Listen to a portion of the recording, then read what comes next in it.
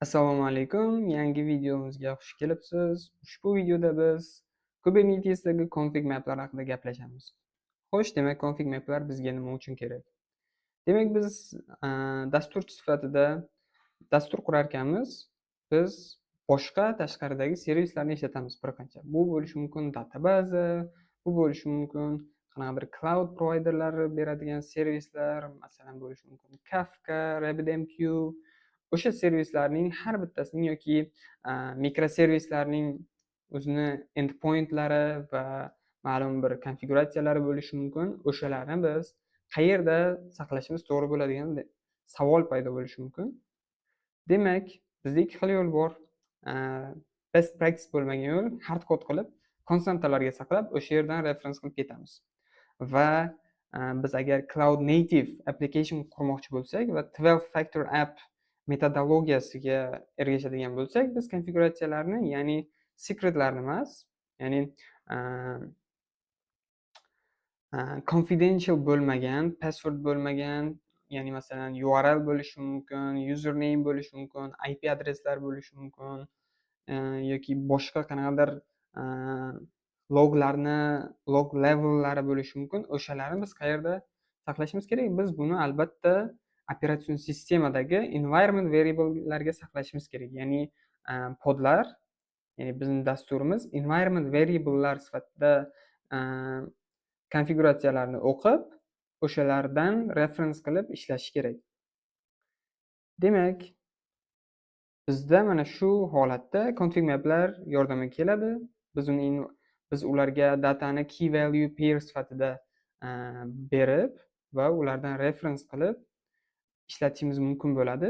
Ya'ni nima bo'ladi? Ya'ni biz config map yaratamiz va config map yaratgandan keyin pod yaratayotganda podni template'ida ular aynan uni reference qilamiz kerakli config mapni va biz agar podni ichiga kirib bir shell orqali ko'radigan bo'lsak, mana shu config mapda define qilgan key value pairlar o'sha podning sistemasida, o'sha isolated konteynerni sistemasida bu environment variablelar holatida turgan bo'ladi.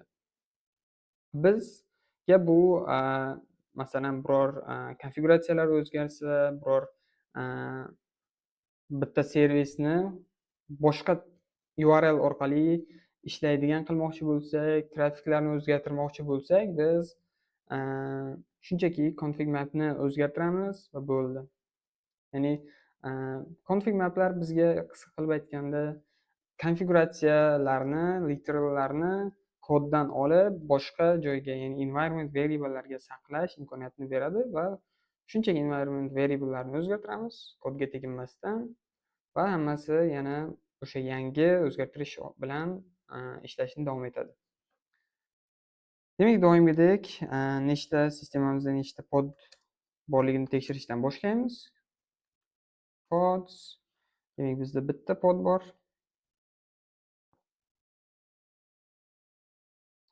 What is the environment variable name set on the container in the pod? Demak, konteynerda qanaqa environment variablelar borligini so'rayapti. Demak, biz buni describe orqali ko'rishimiz mumkin.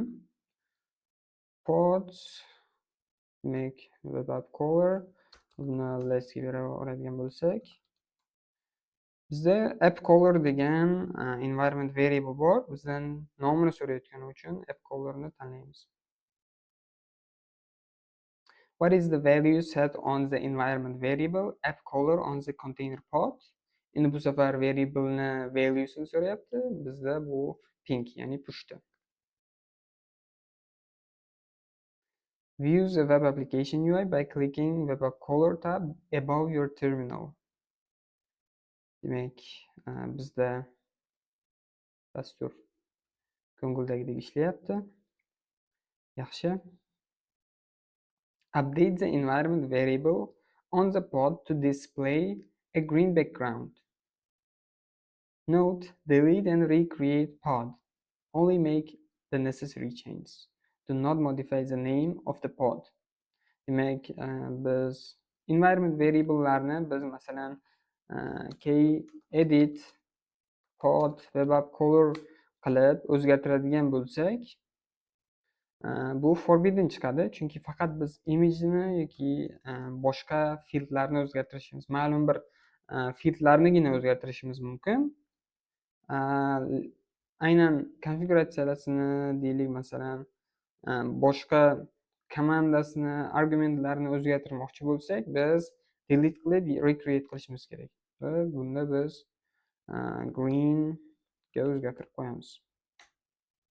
Mana bizga aytyapti, forbidden pod updates may not change fields other than image. Demak, init containers image, active deadline seconds, tolerations. Demak, mana shulardan boshqasini o'zgartira olmaydi. Boshqasini o'zgartirish mumkin emas deb aniq qilyapti bizga. Aytyapti. Shuning uchun biz key delete -f tmp kubectl edit 77 force qiladigan bo'lsak, bu majburiy tarzda o'chiriladi va ana endi biz apply qilsak bo'ladi buni. Apply. Va buning o'rniga, ikkita komandaning o'rniga replace ham ishlatsak bo'ladi. U ozgina sekinroq bo'lishi mumkin edi. Ana endi ko'radigan bo'lsak, key get pod qiladigan bo'lsak, key describe pod less qiladigan bo'lsak va environment variable ni ko'radigan bo'lsak, ana endi green ga o'zgarib qoldi. Va endi tekshirsak bo'ladi. Hammasi to'g'ri. Ana endi yana tekshirib ko'ramiz. Web app color. Demak, mana green ga o'zgarib qoldi. Zo'r. How many config maps exist in the default namespace? Get cm komandasi orqali buni tekshirsak bo'ladi. Demak, bizda ikkita bor. Identifies the database host from the config map dbconfig. Demak, key describe config map dbconfig qilib tekshirsak bo'ladi. Bizga namespace, labels hammasini beryapti va data qismida biz masalan db hostni, db name'ni, db portni ko'rishimiz mumkin. Va bizga keraklisi aynan mana bu qismi. db host. Va bu mana bunga to'g'ri keladi. Create a new config map for web app caller pod. Use the spec given below. Demak, biz buni imperative commandni o'zi bilan yaratsak bo'ladi. Key create config map nomini beramiz. Bizda from file, from har xil optionlar bor. Biz from literal qilib shu yerni o'zidan berib yuborsak bo'ladi.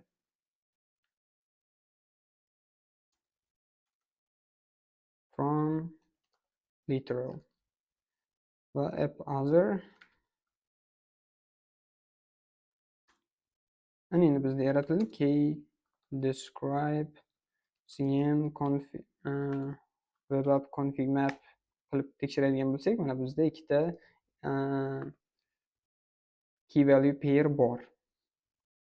Tekshirib ko'radigan bo'lsak, to'g'ri chiqadi. Demak, update the environment variable on the pod to use the only app caller key from newly created config map. Demak, bizda ikkita key bor, app caller va app other. Demak, bizda shunaqa imkoniyat bor ekanki, biz ma'lum bir keylarnigina reference qilib ishlata olish imkoniyati bor ekan. Va biz buni reference qilamiz va bunga access bo'lmaydi. Demak, buni delete and recreate pod. Demak, birinchi kelinglar YAML faylni o'zimizga olib olamiz. Key get pod web app caller -o YAML web app caller.yaml in web app caller YAML qilib oladigan bo'lsak, bizda demak environment degan fieldning ichida bo'lyapti. Biz app caller endi value ni biz to'g'ridan to'g'ri berib yuborayotgan edik. Ana endi value from deydigan bo'lsak, value from qilib biz secretlarni yoki config maplarni, config map keylarni biz reference qila olamiz. Kelinglar, buni explain orqali ko'rsatib beraman. Explain pod spec containers env va buni listga pipe qilib yuboramiz. Va mana value from, bizda name bor, value bor va hozirgacha mana bu narsa ishlatayotgandim, mana bu kombinatsiya. Va endi biz value from ni ishlatamiz. Va endi value from ni ichiga qaraydigan bo'lsak, value from. Demak, bizda field ref bor ekan, field key ref, secret key ref va bizga eng kerak, hozir keraklisi config map key ref. Ya'ni biz bitta config mapni ichidan bitta keyni o'zimizga olib olishimiz va reference qilishimiz mumkin bo'lar ekan.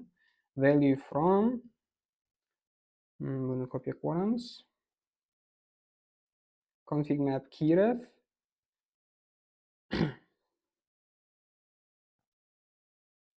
va kelinglar buni ichida nima borligini ko'ramiz. Buni ichida key va name bor ekan. Demak, key bizga app callerni o'zi va name sifatida biz config mapni name'ni berishimiz kerak. Name, demak bizda config map name va config map. Va biz chiqib buni key delete -f web app color YAML force qilib o'chirishimiz mumkin. Tezroq shafqatsiz ravishda o'chirib, keyinchalik key apply qilishimiz mumkin. -f web app colorni va key get pods qiladigan bo'lsak, bizda web app color bor. Ana endi biz buni describe qiladigan bo'lsak, describe pod web app color listga pipe boramiz. Va ana endi endni ko'radigan bo'lsak, bizda bu config map orqali environment app color config map orqali set qilingani ko'rsatilyapti. Buni tekshirib ko'ramiz. Ana endi tekshirib ko'radigan bo'lsak, bizda qanaqa edi config mapda? Demak, dark blue. Kelinglar endi config mapni update qilib ko'ramiz. Key edit cm web app config map. Kelinglar buni green ga o'zgartirib ko'ramiz. App colorni.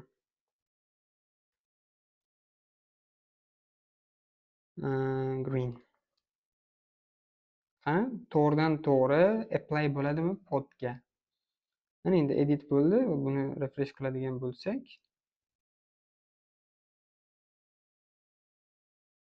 bizda pod o'zgarmadi. Ya'ni hali ham dark blue turibdi. Ana endi biz qanday qilib podda ham bu narsa update bo'lishini xohlashimiz mumkin. Key bizda restart bormikan?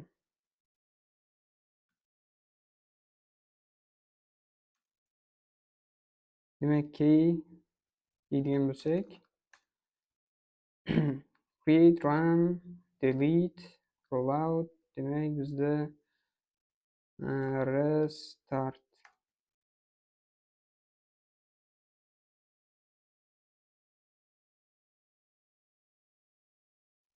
restart yo'q. Replace bor.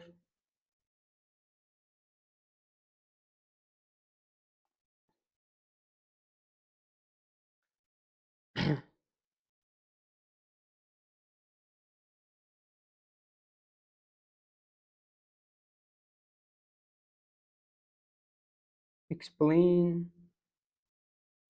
Ana endi Kubernetesni official dokumentatsiyasidan qidirib ko'ramiz.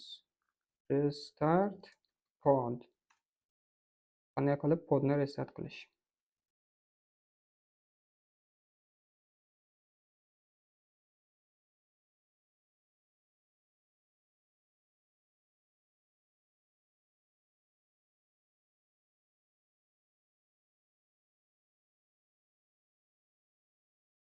Ya'ni agar biz execute minus h qilib lessni ko'radigan bo'lsak, biz demak hozir podni pod demak web cover qiladigan bo'lsak, podni ichiga kirsak bo'ladi. Bo'ladimi? Bash qilsak.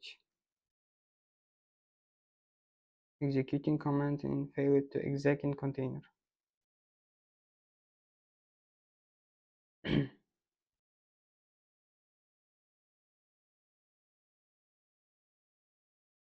Echo app cover qiladigan bo'lsak,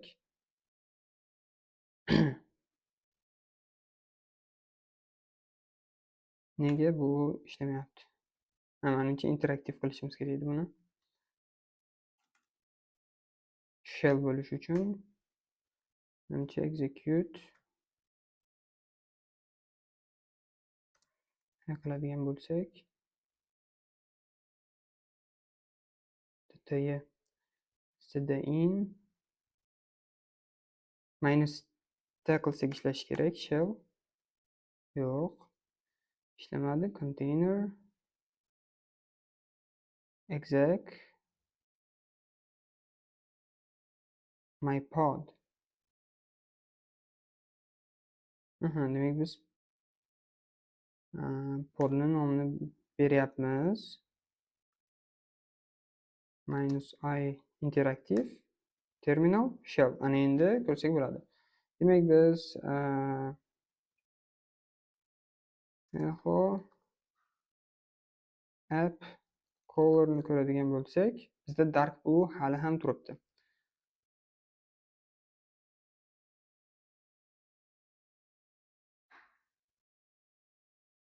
Restart qanday qilib restart qilsak bo'ladi?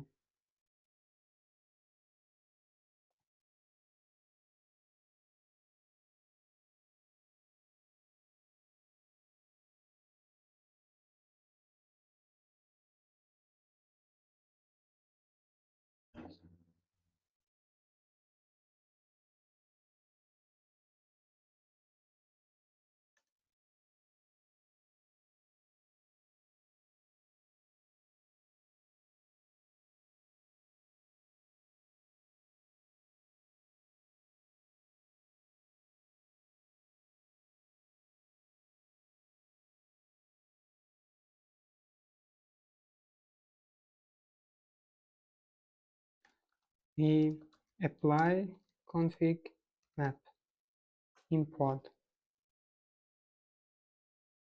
rating configuration or config map.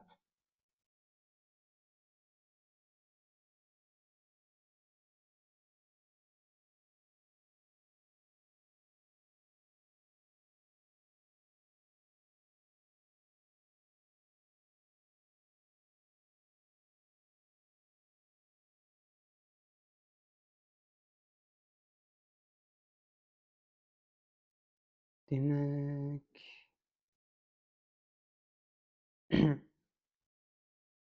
bizda eski holicha qolib ketyapti config map. Ya'ni environment variable. Ya'ni har safar boshqatdan yaratilishi kerakmi hozir? Pod shunda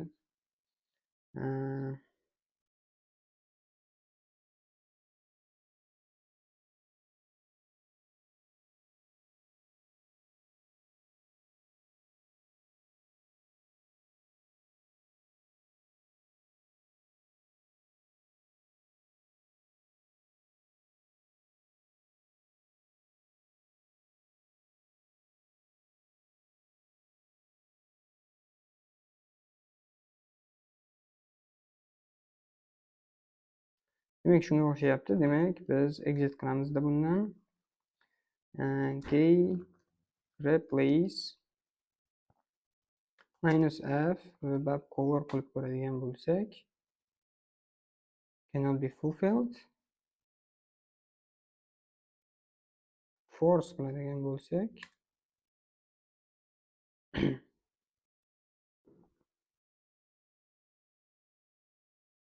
ham juda sekin. Key delete va replay qiladigan bo'lsak, ana endi bizda refresh qiladigan bo'lsak, green background bo'lishi kerak. Qanday qilib restart qilishni, ya'ni topolmadim. Ya'ni restart qilish bu delete qilib, yana recreate qilish bilan hozir biz implement qildik. Ya'ni maqsadimizga erishdik, ya'ni dark bluedan greenga o'tkazdik va keyingi demak keyingi videolarimizda men o'zim izlanib, bu bo'yicha best practice'larni topib, yana o'rgatishga harakat qilaman. Hozirgi videomiz shundan iborat. Hozirgacha kuzatganingiz uchun rahmat katta. Sog' bo'linglar, salomat bo'linglar.